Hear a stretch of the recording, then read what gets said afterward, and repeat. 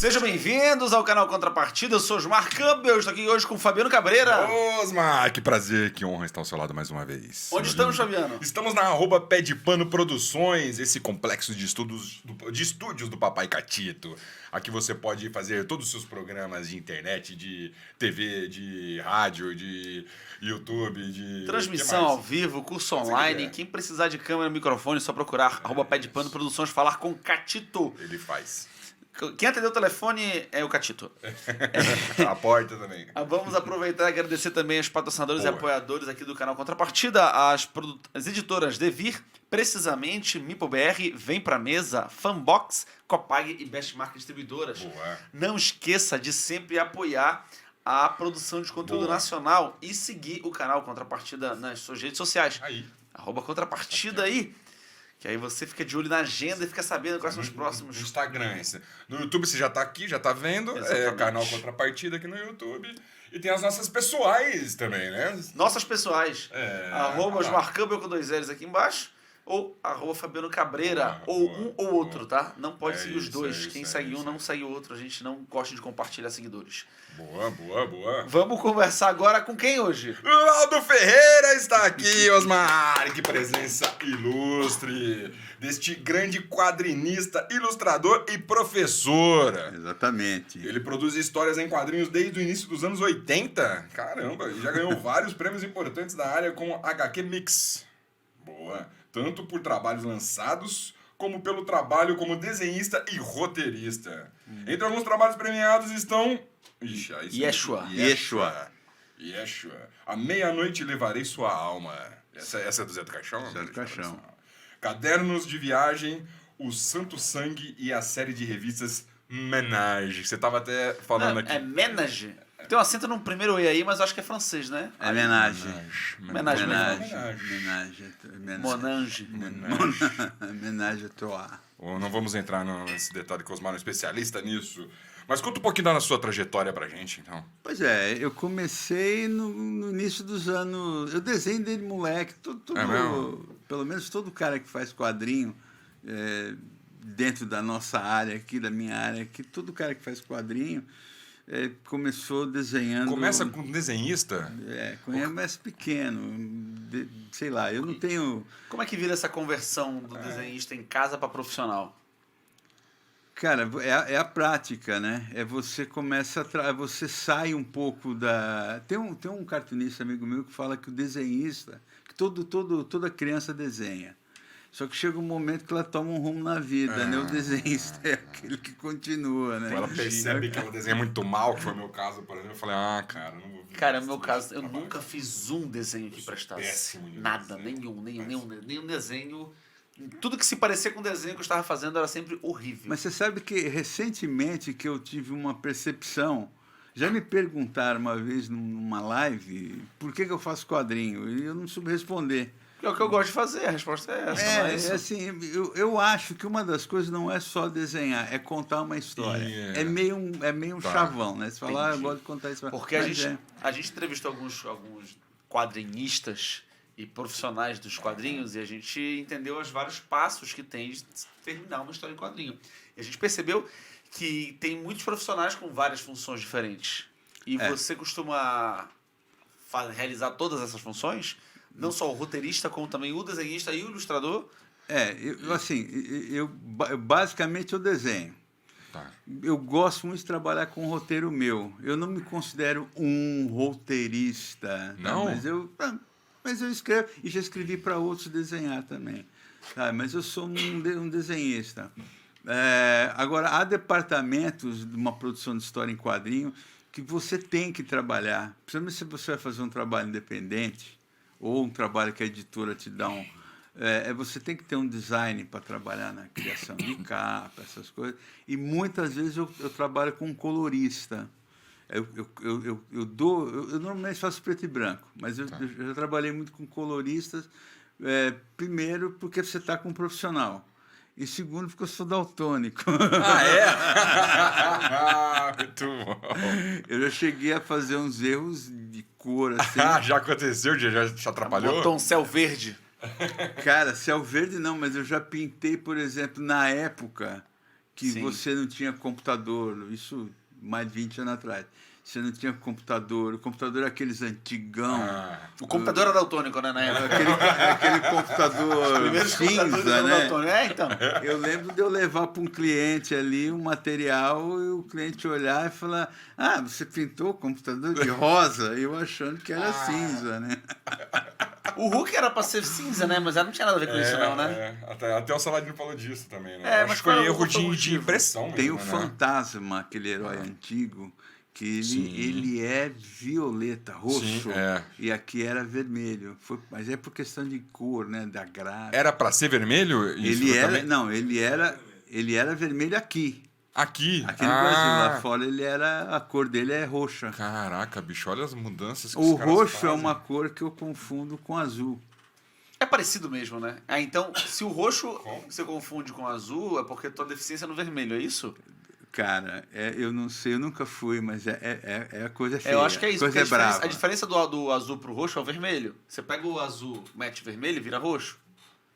Tá. Consegue ver Olha- consegue ver o azul recebendo vermelho e virando roxo? Consigo, Se ele, claro. se ele confunde azul com roxo, é porque eu tô dificuldade Isso é no papo de vermelho. maluco. Em RGB ou CMKY? CMKY. Mas não está usando. Não, A não, Y tinta é na guache. parte do homenagem aqui, ó. Tinta guache. É porque geralmente a gente vê as cores básicas, né? Que é o amarelo, azul e vermelho. E aí com a pessoa que tem daltonismo, ela fala em uma das três. Até acho que eu devo estar falando muito Puta, besteira. cara, É. eu vario, RGB. eu vario muito. Verde, vermelho e azul, não tem amarelo. O verde é a junção do amarelo e o azul. Não. Ué, O verde é a RGB junção do é amarelo e RGB, azul. É o RGB que a gente vê. R? Red, green, blue. Sim. Esse é o padrão de cores. Cadê o que a gente microfone, vê. ó, lindão? Não é um amador. Mas enfim, Essa voz por de exemplo, fora. O azul e o roxo ficam mas o azul e o roxo não é um erro muito grande, assim, né? eu acho. mas assim, eu confundo muita cor. Então, assim, eu já trabalhei com um colorista que o cara tinha noções assim, a luz do sol bate em tal lugar assim, vai dar esse tipo de cor. Ah, isso é Então muito você legal. fala, não, Eu isso queria eu ter não essa visão. enxergo, Eu você queria ter essa entendeu? visão. Isso eu não enxergo. Então, Mas É deixa por eu... isso que é tudo em preto e branco aqui, acho que a gente... não. Por exemplo, ó, essa capa aqui e essa capa eu que pintei. Caramba! Essas duas aqui. Não é legal, não. A gente trabalha com. Essa daqui. E isso aqui tu acha que é roxo? E a rosa? Essa é brincadeira. Não, aí você Cara, já tá está muito entrando. bonito. Essas duas foi você que pintou? Tá muito bonito, Mas cara. sem receber ajuda, sem nada, sem nenhum truque, não. Não, Nossa. por exemplo, no computador, se você vai ali no programa, você tem conta-gota. Aí você fala, você abre um arquivo, você pega um arquivo verde, Com referência de cor. referência de cor, aí você vai. Cara, mas é louco, porque você Isto já... é verde, tem a setinha. O assim. daltônico, Não. ele já nasce daltônico, Cara, né? se eu te contar um negócio, eu vou sair daqui, o Detran me leva preso. Não, Porque, por tá, exemplo, eu tenho pode carta, ir, blá, blá, blá, mas eu não enxergo cor no semáforo. Ah, mas por isso que eles... Não, mas por isso Mas que você tem sabe qual é a ordem, luz. né? Você sabe que eu tive cima é o vermelho. A ordem. lógico. Sabe por que o vermelho é o pare? Se mudar, ferrou. Porque se Sabe? você não parar, você vai ficar banhado de sangue, que é a cor de vermelho. Sabe por que o vermelho é escolhido pra você parar? Porque vermelho, na neblina, é a que aparece. Então, na dúvida, é melhor tu conseguir enxergar quando tu tem que parar o carro. Tá, faz sentido. Foda, né? Olha só os Faz mares. sentido. Quando pega, pesquisa aí, eu acho que tô mentindo. Não, é. É brincadeira, eu sei que é verdade. O rei eu sei da que é fake verdade. news. O vermelho é a melhor cor que atravessa as intempéries de visão. E aí, na dúvida, é melhor você conseguir ver a luz que manda você parar o carro. Né? Me tira uma dúvida, o daltônico, ele nasce daltônico já, né? Não tem daltônico que se Alguns desenvolve. aprendem na escola. e tal, Olha, tem- Não, às vezes- quem descobriu que eu tinha jeito para desenho foi uma professora minha do que na minha época era primário, hoje que é ensino Já, básico, sei lá. né? Sei lá. Ela que descobriu que eu tinha jeito para desenho, falou com a minha mãe, falou, ó, e foi ela que descobriu que eu sou daltônico. Sim, tem jeito Tá. pra desenho, viu? Porque Caraca. eu pintei a bandeira brasileira onde é Boa. azul de roxo. Boa. Ah, às vezes é uma por que não? proposta de É, volta. é. Nos Seu lado anos artístico. 70, isso é uma coisa meio... Que é o- Ah, legal, legal. Era só crime. E aí, pra você que é daltônico, trabalhar com arte pra pintar, você não perde um pouco a referência? Olha, você sabe, mas é sério, Sua você forma sabe, eu artística, gosto criativa. muito do preto e branco. O meu desenho, ele é muito, o que eu faço hoje em dia, ele é muito no claro e escuro. Mas de algum tempo para cá que eu comecei a trabalhar colorindo algumas coisas, que eu comecei a pensar na cor. Tá. Você entendeu? Mas eu penso muito no preto e branco. Assim, não, a cor no desenho, para mim, não é tão relevante. Entendi. Às vezes, dependendo de como você desenha, às vezes a cor é essencial, assim, né? O A que cor mostra é que fundamental. uma coisa está vindo. Só que se você já escreve tentando fazer com que ela não seja relevante, é um Eu outro já jeito. Né? trabalhei com coloristas, por exemplo, só para dar com um colorista que a gente trabalhou muitos anos, que foi o Omar, que foi parceiro meu. A gente fez uma história que, num quadrinho, Cadernos de Viagem, que ele foi colorista. Eu falei para ele, cara, essa história precisa ter um tom violeta. Eu falei, ó, vê como é que você vai fazer aí. Mas a história toda tem que ter um tom violeta. Você falou isso pra ele? É. Tá. Então, eu sei a cor, como é que tem. E por que você falou que isso? Porque era uma história ligada muito à espiritualidade e tal, e a violeta, a cor violeta tem um significado de transformação, de cura, é uma questão tal.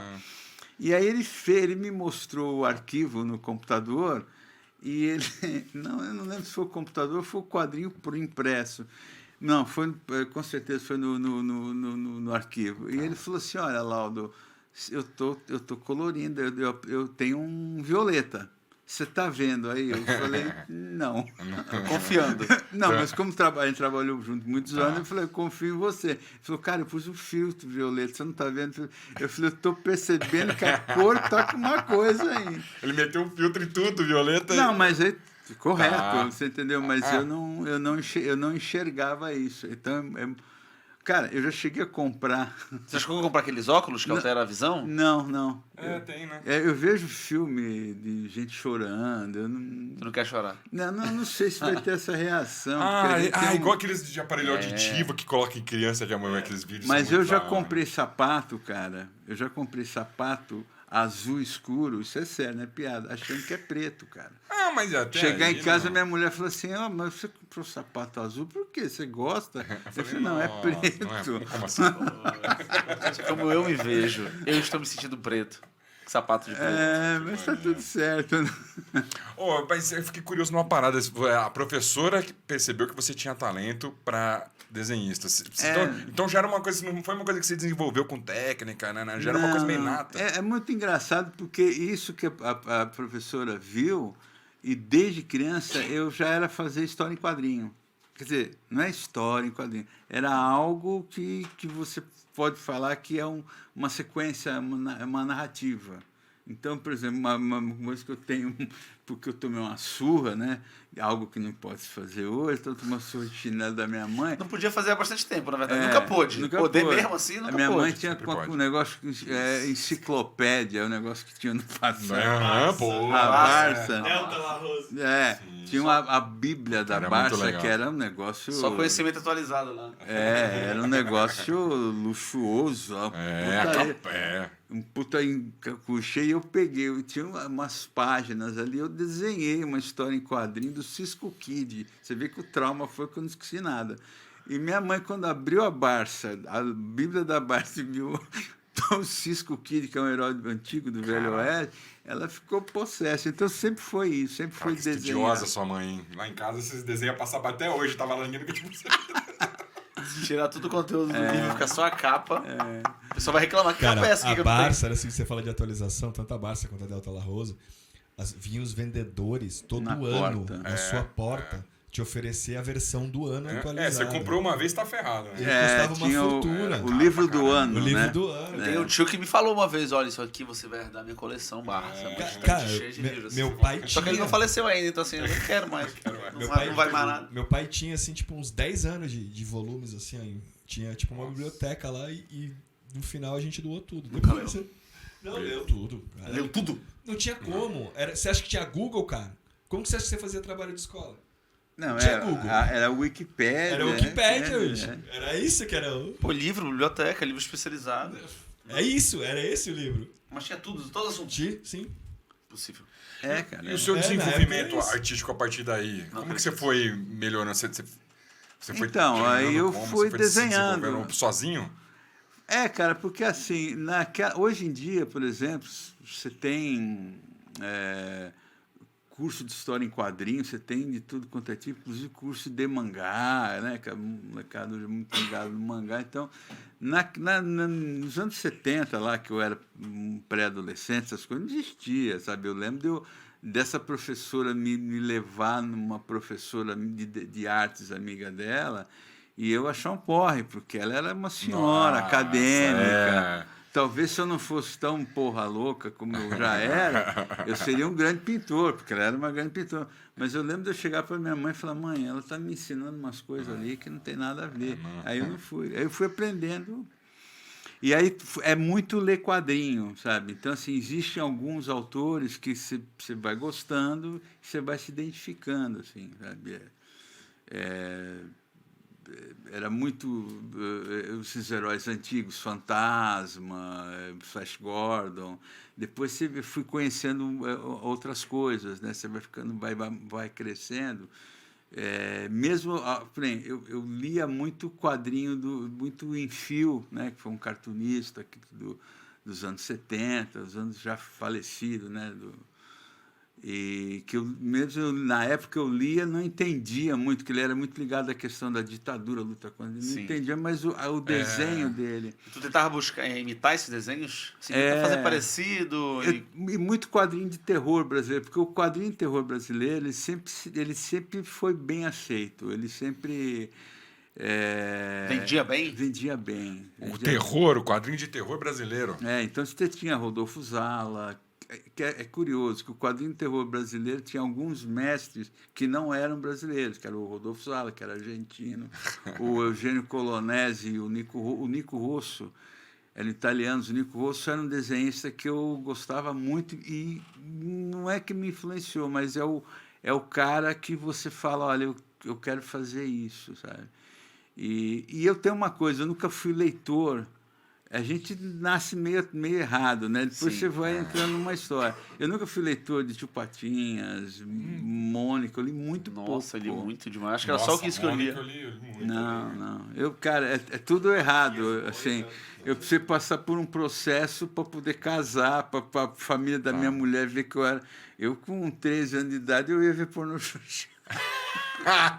Todo mundo ia. Todo mundo. Naquela época. Escondido, todo mundo ia. A gente não passei por essa época, não. Não sou dessa época, não. Minha época não era proibida. A Cine Privé, você não via lá na sexta-noite, Sala na Band de especial, madrugada. Emanuele, você nunca viu. Né? Cara, eu acho que eu vi uma vez, cara, de verdade. Você já pegou banheira do Gugu de cara, já. Já Já precisava, né? banheira do Gugu, já. Já era domingo, 2 horas da tarde. Os caras tirando água nas meninas com blusinha branca. Pra que você Coquetel. ficar 2 horas de Emanuele chorando pra ver algum... Anos 90 foi um negócio. Eu era nerd assim. demais, cara. Foi louco, né? Ficava jogando videogame no computador. Mas isso daí fez muito a minha cabeça, muito cinema. Eu assisti Profecia, Exorcista, vi tudo na época ali, aquela coisa. Eu não dormi uma semana. Mas essas coisas me fizeram muito a cabeça. Assim, tá? Me fala um pouco da conversão que a gente viu nas histórias do Zé do Caixão, do cinema para o quadrinho. Foi essa a transição? Não, o que acontece é o seguinte... Chegou os anos 90, no quadrinho brasileiro, ele é um ano que não existe, uma década que não existe. A produção nacional ela era muito restrita aos independentes, fanzines, né?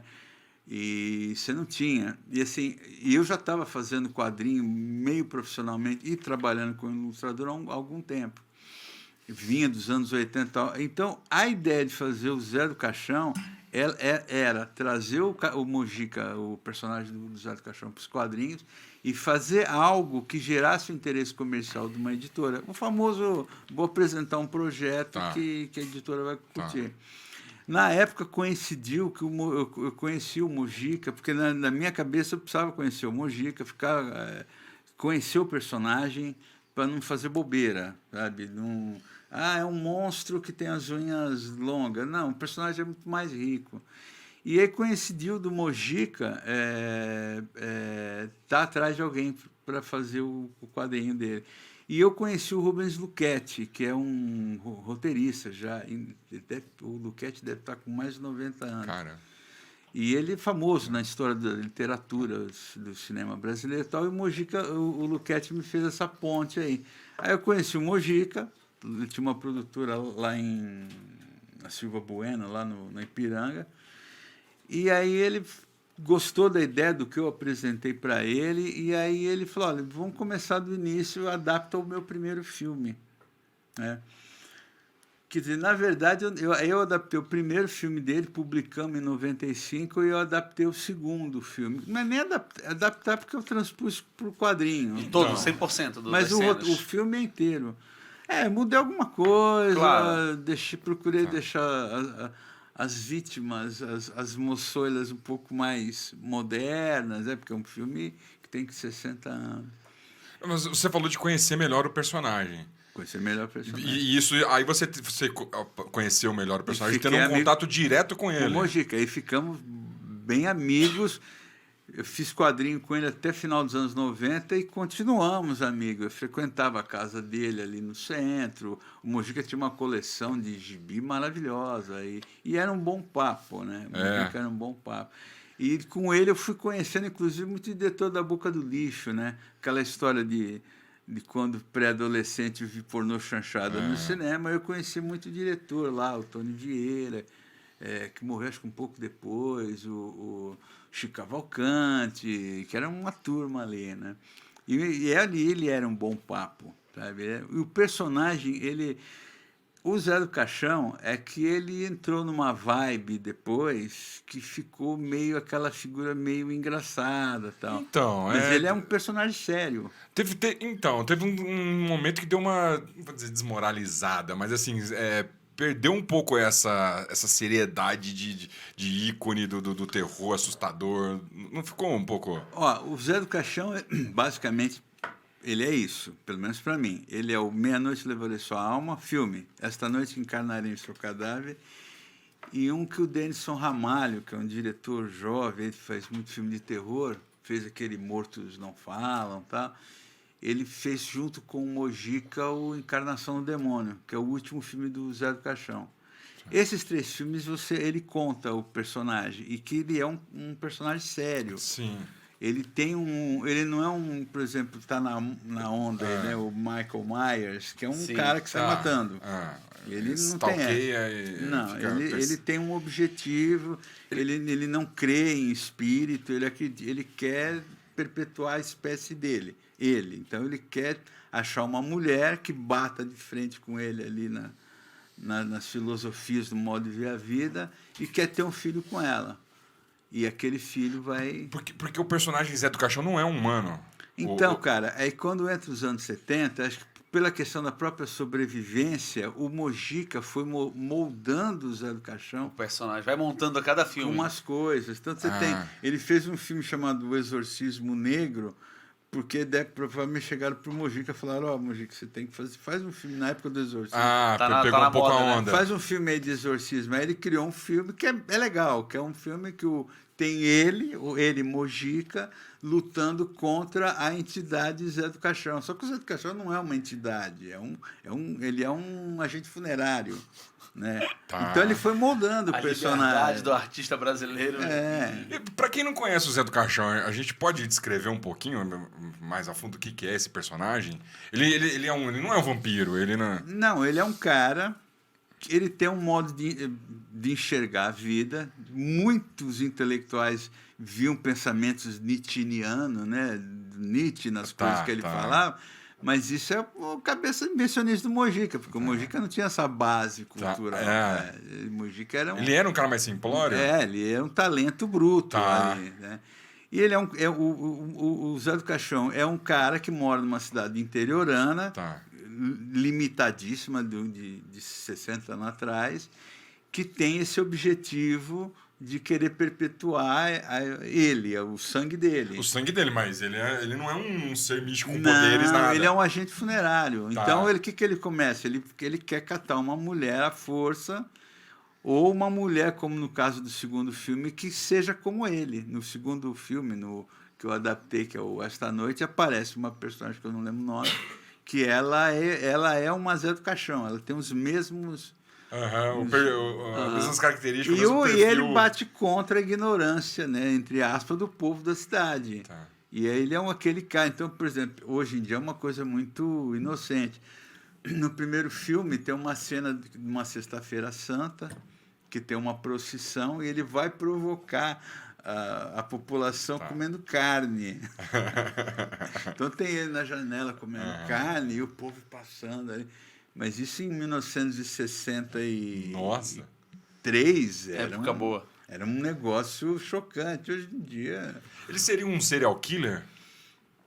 Não, mas ele é um cara que não vê limites. Ele não tem limites. Se ele precisar matar, ele mata, como é os filmes. Ele vai matando as pessoas para chegar no objetivo dele. Mas ele sempre nega, ele não acredita em Deus, ele não acredita no diabo, ele só acredita na força da mente. Tem discursos do Zé do Caixão. Discursos, eu falo assim, o personagem ele é discursivo. Então, ele está matando um cara ali, ele está falando. Ele porque... tá. Então, isso é um personagem...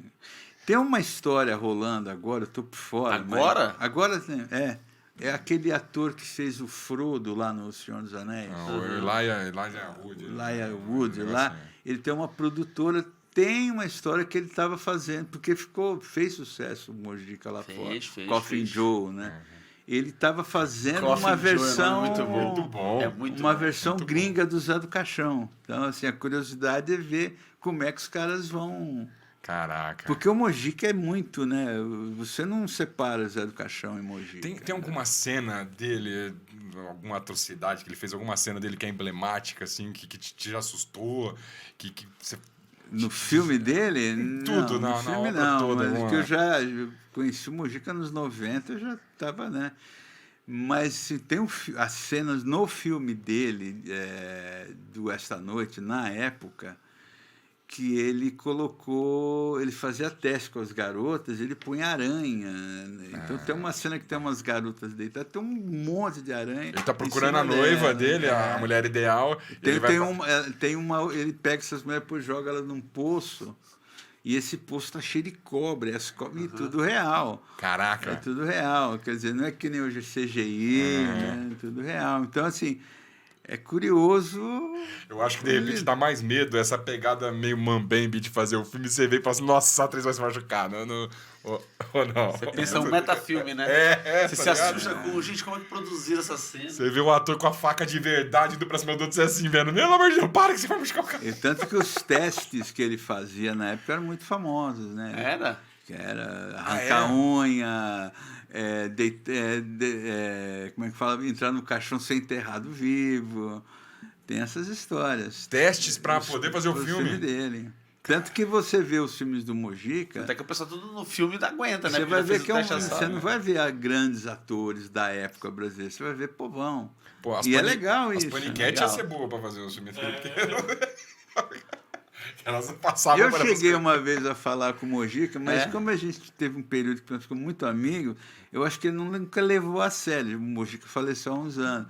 Eu falei para ele que eu queria fazer um filme com ele. Eu falei, põe a sua primeira vítima. Qualquer coisa. Põe aquele cara lá que você vai ser o primeiro que você vai matar. Ele dava risada. Eu falei, mas tô falando sério. Eu não quero nem cachê, né? É tipo os caras do Game of Thrones, do Martin, falavam, me mata lá, põe lá. Me mata lá, é bom demais. Caraca, era ele mesmo que escrevia os roteiros dele? Uma parte do começo foi... Né? Tinha a esposa dele, da época, a dona Nilce lá também, e depois teve o Rubens Luchetti. O Luchetti, que ele era um escritor que vinha já da literatura pulp, né? Que fez muito livro pulp antes do Zé e depois. Aí ele deu um... Pulp era aqueles livrinho barato, né? Pulp Fiction, né? Vem daquelas revistas de folhas amareladas, né? Nos Estados Unidos, Conan, o Bárbaro, ele vem da literatura pulp. Era a terceira divisão, né? Aqui no Brasil teve também. O Luchetti foi um. E aí o Luchetti deu uma certa... Eu não sei se é muito, porque o Luchetti é um grande escritor, mas falar um academicismo é uma coisa um pouco mais bem acabada, né? Então, acho que o Exorcismo Negro, Estranha Hospedaria dos Prazeres, é tudo o roteiro do Luchetti. Finis Homines, que é um outro personagem que o Mojica fez, a criação do Luchetti. Pô, essa parte de roteiro dele é uma coisa assim que... Você nunca foi pra... Você nunca quis, nessas conversas suas com ele aí, de fazer um roteiro com ele? Não, porque quando eu conheci o Mojica, ele já estava num período... Ele estava vindo daqueles... Eu peguei o começo do sucesso dele nos Estados Unidos, sabe? Que é algo... Isso não sou eu que estou falando, isso é até notório, se escreveu sobre isso. Acho que se tirou muito mais proveito lá fora da imagem dele do que ele ganhou dinheiro.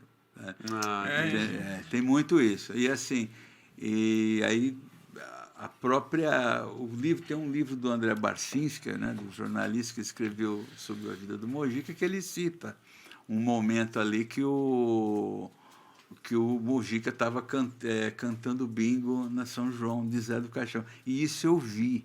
Sabe? Como é que era? Ele estava num bingo... No bingo para sustentar. Fazendo evento, cara. Para ganhar grana, fazendo evento. Eu lembro que no final, nos últimos anos, assim, ele estava apresentando um programa de entrevistas. Isso, no Canal Brasil. No Canal Brasil. E eu não sei se é verdade, mas eu ouvi dizer que as perguntas cantavam no ouvido dele. Ele só repetia as palavras que ele ouvia, porque ele já não estava mais processando.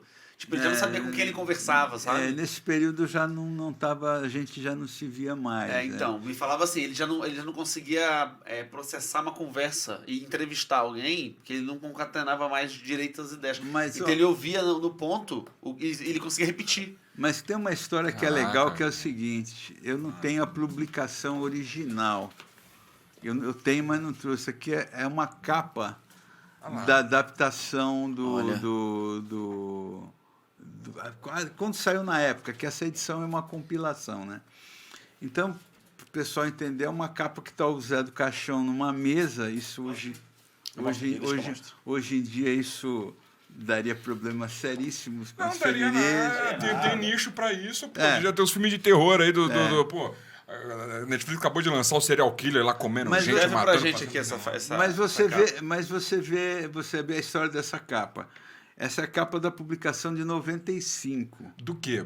Da adaptação do Meia-Noite Levarei Sua Alma. Era a capa do filme? Do gibi. Do gibi, tá? Da adaptação que você fez do filme. Aí eu cheguei pro Mojica e falei, Mojica, precisa fazer uma capa. E não dá para fazer uma reprodução do cartaz do filme, porque o cartaz é muito gráfico. Ele não é um desenho. Aí ele falou, não, você vai fazer o seguinte...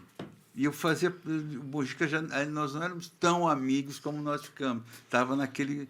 Fazia pouco tempo que eu conhecendo. Aí ele falou o seguinte, o Mojica estava estourando lá nos Estados Unidos, ele falou, você vai fazer o seguinte, lá, você vai fazer, o Zé do Caixão gosta muito de carne. Tá. Então você vai fazer ele num balcão, cortando uns seios, como se fosse numa bandeja, como se fosse um churrasco. Ele cortando uns seios, e do lado, isso é muito Zé do Caixão, e do lado você vai pôr umas bundas, com uns espetos. E eu saí da produtora do Mojica, que era muito cara de Zé do Caixão, uma coisa velha, preta. Eu, moleque, cara, eu saí de lá chocado. E eu lembro que eu liguei pro editor, eu falei, cara... que horror essa capa do Mojica, porque você é desenhista. Que horror, o cara, é isso que a gente quer. Mas exatamente, o cara me respondeu, papo via orelhão, não tinha nem celular. Cara, botando ficha. O cara falou assim, não, Laudo, é isso mesmo, isto é Zé do Caixão. A hora que ele falou isso, a ficha caiu, sabe? Literalmente. A ficha caiu literalmente. A ligação caiu, a ficha caiu. Eu falei, putz, tá certo, sabe? Então, assim... Essa coisa intuitiva do Mojica, isso que eu quero dizer, sabe? Você não via respaldo, sabe? Você não via... Ele tem influência sabe, Vincent Price, o Boris Karloff, ícones do terror. Não, isso. Era um feeling, né, do artista, do personagem.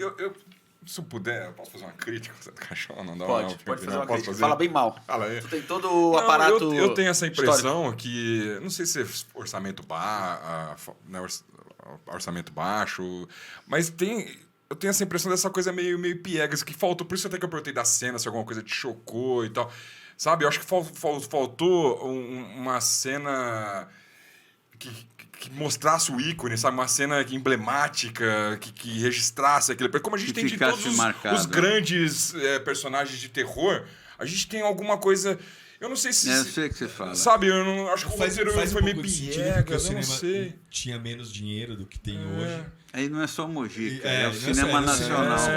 A outra coisa é que era outra época. Se você pegar um filme, uma produção de Hollywood da mesma época, você vai ver que você pega o primeiro, Sexta-feira 13.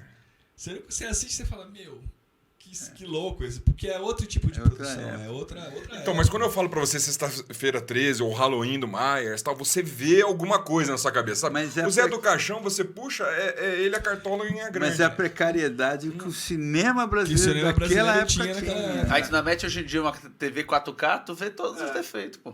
Cara, você vê, por exemplo, você pega já no fim dos anos 70, você tem aquele filme Pichote, do Hector Babenco, você tem a cena do menino lá correndo pelado ali, peladinho, que ficou icônico. Ele correndo pelado, acho que a polícia está atrás dele e tal.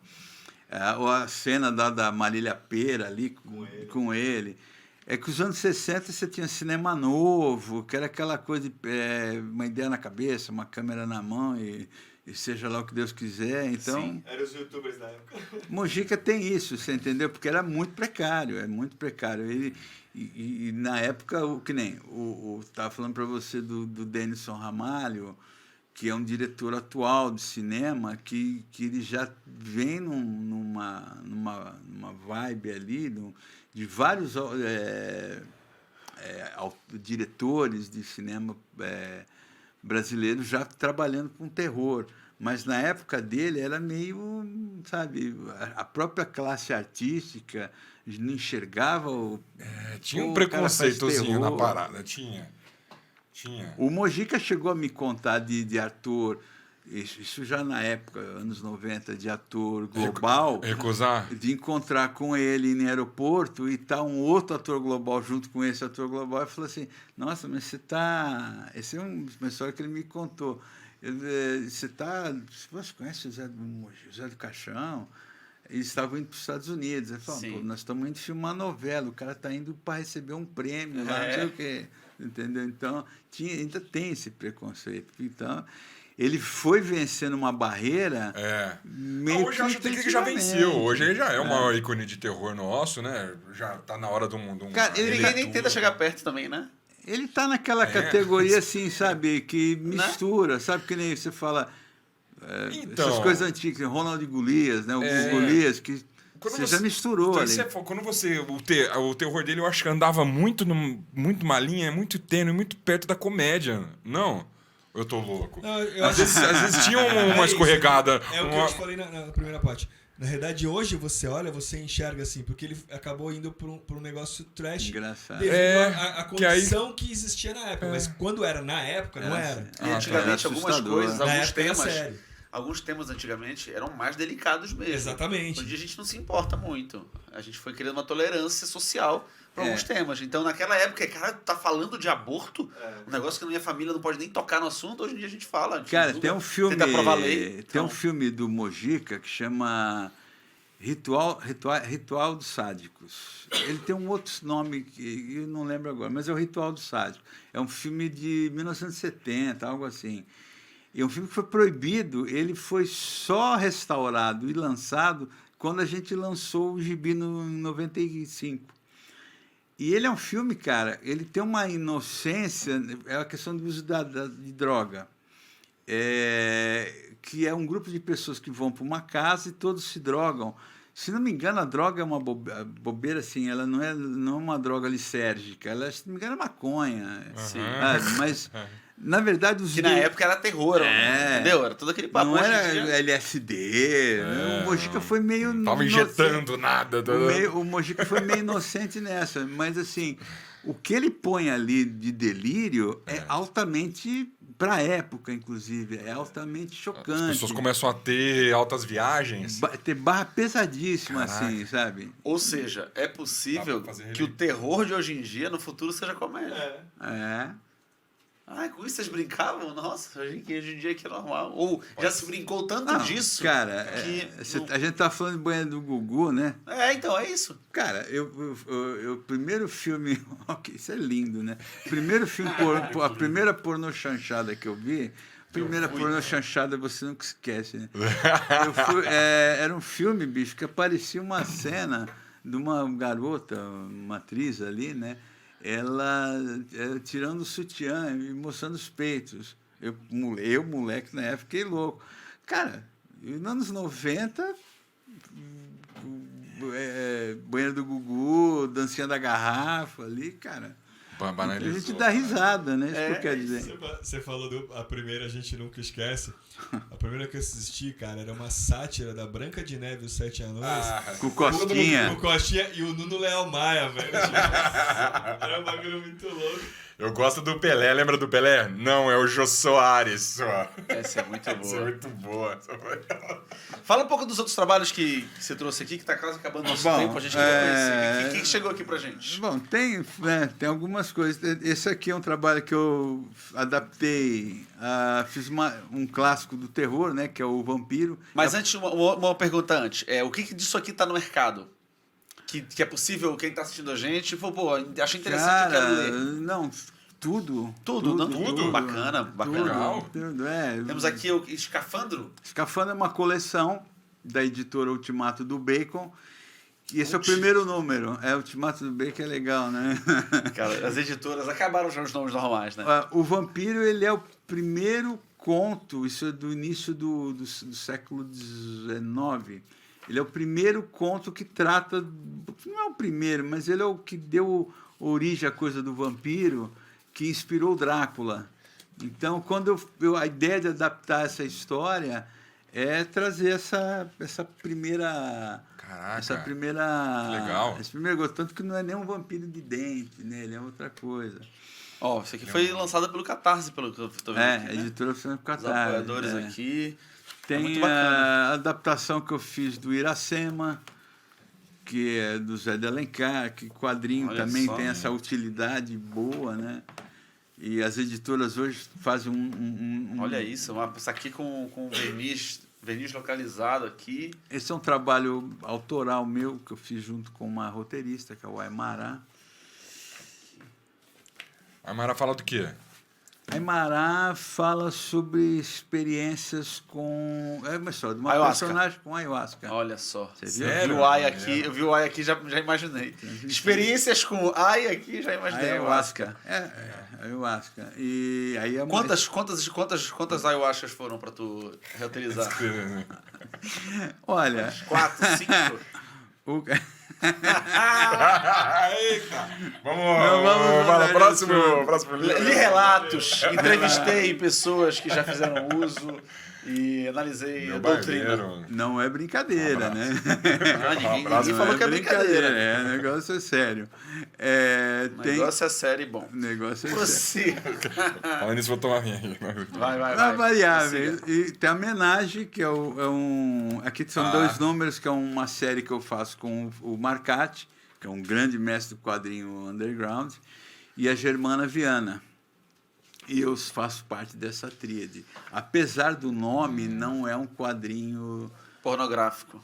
Ele, digamos... Que tem Tem uma pegada... mas não o foco não é esse, embora a gente tenha uma capa Essa capa aqui... Essa capa é sugestiva, né? Ele está concorrendo, inclusive, ao HQ Mix, né, que é um importante prêmio de quadrinho. Aqui você faz o quê aqui? Sua mão aqui tá onde? Eu sou deitado aqui. A minha mão tá aqui. A sua mão tá onde? Eu sou que tô deitado aqui. Olha, professor. Eu sou a gordinha lá no fundo. Não, cada um... A Homenagem, ela é uma revista que cada edição tem um tema, tá? Desde o número 1. Então, nessa que você está na mão aí é piscina. Essa que está na mão dele é livros. Então, cada um, eu a Germana e o Marcati, cada um trabalha a sua visão. A Germana tem uma série com 2 casais, e é que ela vai contando a história desses casais através de épocas. O Marcati vai fazendo histórias dele. O Marcati é muito famoso por fazer história escatológica, e realmente ele pega pesadíssimo. E a minha varia, tem histórias avulsas, e tem um personagem que chama Tony Musante, que é ele é um picareta, é um médium picareta, pai de santo, é brasileiro. Né? Então, Ele é brasileiro. com um nome italiano, mas é brasileiro, né? Essa coisa de John Constantine é bom para o inglês, adoro. né? Para o brasileiro não dá certo. E esse aqui, Mestres do Terror. Mestre Terror é uma revista editada pela Ink Blood, que é uma editora aqui do interior. É uma revista clássica dentro do cenário brasileiro, que foi resgatada há alguns anos, né? Mas teve uma vida forte nos anos 80, aí foi resgatada. Para essa revista eu faço uma série de uma vampira, filha do Drácula. A ideia na época, porque como o Drácula tem um monte de filme, Filha de Drácula, Filhas de Drácula, tem filme, livro, gibi, eu sentei com um roteirista, que é o Lilo Parra, e falei, vamos fazer uma filha do Drácula meio B10, assim, sabe? Meio chuta o pau da barraca, aquela que mata a vítima, faz um selfie e manda pro pai. Caraca. Então a ideia é essa daí. Então, nessa aí você veio com o desenho e chamou o roteirista, e aí o cara fez o roteiro em cima da sua ideia do redesenho. Aqui, por exemplo, aqui tem 2 quadrinhos que eu fiz o roteiro, que é o Santo Sangue, que foi desenhado pelo Marcel Bartolo, que é um grande ilustrador, e o Questão de Karma, que eu fiz com o Alexandre Santos. São também. traços todos muito diferentes, né? Esse aqui? São bem diferentes. Esse aqui é Jesus, Ou Cara, é o Henrique Cristo? o quadrinho tem um negócio engraçado, que é o seguinte, às vezes você faz um negócio totalmente despido de seriedade, como é o caso do Questão de Karma, e as pessoas às vezes tendem a levar um negócio muito sério. Então, eu sou comediante, eu sei o que você está falando. a visão é muito subjetiva, né? Porque qual era a minha ideia? Era fazer uma história em cima do... Sabe aquela coisa, eu sou tão, perdão da palavra, tão cagado, que parece que eu tirei pedra na cruz. Sei. Então, eu peguei um cara que ele acorda, vai trabalhar, descobre que ele foi demitido porque puseram de laranja num trambique no banco dele. Aham. Aí ele chega em casa, a mulher dele tá traindo ele com 2 caras, e ele descobre que ele está com câncer terminal. Caramba! Aí ele vai se matar, o psicólogo socorre ele. Câncer de chifre. E ele vai fazer uma regressão e descobre que ele realmente atirou pedra na cruz. Isso é muito bom. Que da hora. E ele atirou bem na hora que Jesus estava morrendo, sabe aquela coisa? Se bobear, ele matou Jesus, não é Então isso? ele acha que ele matou Jesus. E aí, cara, a história é isso. Você é comediante, assim, ela, da minha parte, ela não tem nenhuma analogia. Nenhuma... Lógico, é só uma... um e se, né? É o famoso e se. E se eu realmente joguei pedra na cruz? É uma bobeira. Eu quis fazer uma história sobre ótimo, isso. isso é sabe? ótimo. Como eu fiz uma vez uma história chamada Comendo o Cu do Coveiro. Mas muita gente levou isso a sério, cara. Inclusive os coveiros. Não. Abraço para os Você coveiros. sofreu algum processo? Não é biográfico, os não. hates? Associação dos coveiros, a gente pede desculpa. Mas, cara, isso é Todos bem antigo. chateados. E teve gente que levou essa história muito a sério. É a gente que enterra, me respeita. Essa foi boa. Caraca, eu tava com a boca cheia d'água aqui. Ó. Então, Esses desenhos que você faz hoje, você faz tudo à mão livre e passa pro computador, ou alguém passa pro computador, ou você já desenha direto no computador? Como que é? não, eu sou old school, né? Como, né? Lápis no papel. Prancheta de desenho. Prancheta, eu vou até o desenho, né? Ou seja, eu escrevo, desenho, arte finalizo com pincel, bico de pena. Nossa. E aí eu escaneio, aí eu pinto, legendo legendo no computador. Vai escrever à mão as letrinhas, né? Porra. Assim, não dá, você tem que... O computador tá aí. Tem gente que já desenha direto, mas eu prefiro o contato com o papel, sabe? Isso Pra finalizar, vai ter sua participação no CCXP em dezembro. Vai ter uma banquinha lá com os livros para autografar. Germana e Marcati estaremos os 3 ali. Vai ter lançamento da Menage 5. Menage 5, galera. Famoso suruba. Muito bacana. Quem quiser conhecer, então, o Laudo Ferreira, só ir na CCXP em dezembro. E lá na banquinha dele vai ter um lugarzinho pra desenhistas, né? Pra quadrinistas. Eu sei que tem sempre um corredorzinho lá de artistas.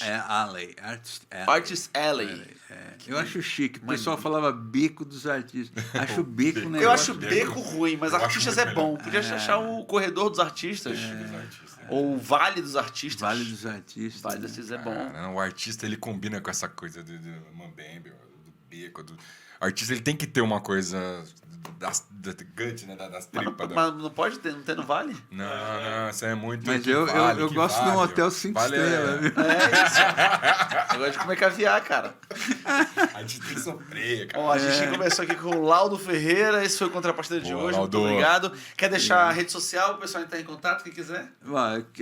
Meu Instagram é @laudoferreira. E tem meu site, que algum desses quadrinhos estão lá, que é o laudoferreira.com. Se alguém quiser comprar um desses livros e não achar, pode mandar mensagem pro Laudo e o Laudo indica. Alguns você acha em redes Digital. de lojas. Maravilha. Pô, que legal. Muito Obrigado bom. mesmo, cara. Um prazer. Uma Obrigado honra. por ter vindo. Galera, não esqueçam de deixar seu comentário aí, compartilhar esse vídeo, mostrar pros amigos. Pô, olha esse cara aqui foda, amigo do Zé do Caixão.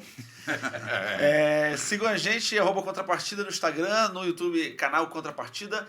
Podem seguir também as nossas redes sociais pessoais, @Osmarcampbell com 2 L's, @Fabiano Cabreira. Manda mensagem lá pra gente, sugiram temas, convidados, o que for. A gente traz aqui pro Contrapartida pra agradar vocês. Agradecendo também as nossas editoras e patrocinadoras do Contrapartida, editoras Devir, precisamente MipoBR, Vem Pra Mesa, Fanbox, Copag, Best Marca Distribuidora e, é claro, a produtora Pé de Pano Produções. Valeu, Catito. Esse foi o Contrapartida de hoje, galera. Obrigado, até a próxima. Um beijo, Valeu. tchau.